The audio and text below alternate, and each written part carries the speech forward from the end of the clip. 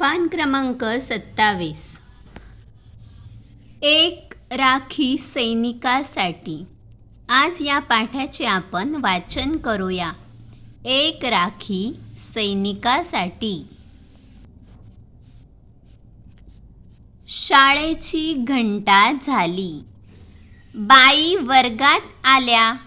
वर्गात येताच मुलांना म्हणाल्या, यावर्षी आपण सैनिकांसाठी राख्या तयार करूया का? सर्व मुले हो म्हणाली. तनिषा म्हणाली, बाई, तन्वी खूप छान राख्या तयार करते. स्मिता म्हणाली, बाई, आपण शुभेच्छा पत्रही तयार करूया का? बाईंनी संमती दिली. रोहन म्हणाला, बाई, माझा मामाही सैनिक आहे. आईने त्याला कालच राखी पाठवली. बाईंनी मुलांचे 2 गट केले. गटांमध्ये सर्वांना राख्या आणि शुभेच्छा पत्रे तयार करण्यासाठी साहित्य दिले. बाईंनी एका गटाला राखी कशी तयार करायची हे सांगितले. नंतर बाई दुसऱ्या गटाकडे गेल्या. मुलांना वर्तुळ, चौरस आणि आयताकृती आकार कापून शुभेच्छा पत्रे तयार करायला सांगितली. मुलांनी कागदाचे विविध आकार कापले.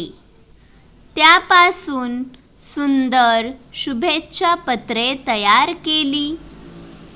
त्यावर सैनिकांसाठी छान संदेश लिहिले.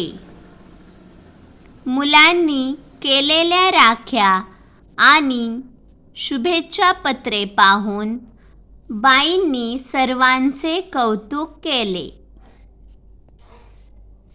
मुलांनी तयार केलेली शुभेच्छा पत्रे व राख्या बाईंनी पाकिटात भरल्या.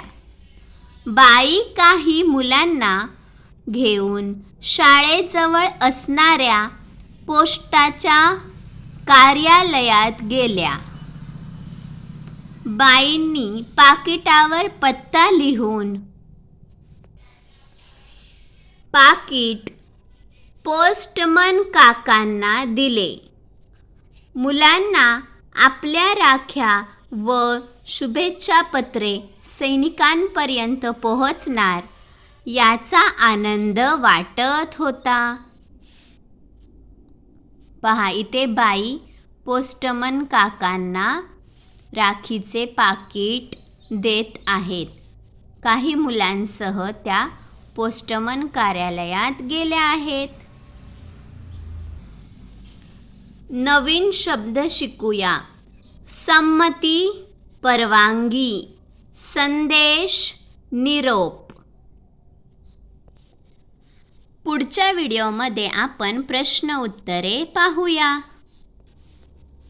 धन्यवाद. तोपर्यंत चॅनलला सबस्क्राईब करा, व्हिडिओ लाईक करा आणि पाठाचे वाचन करा, सराव करा.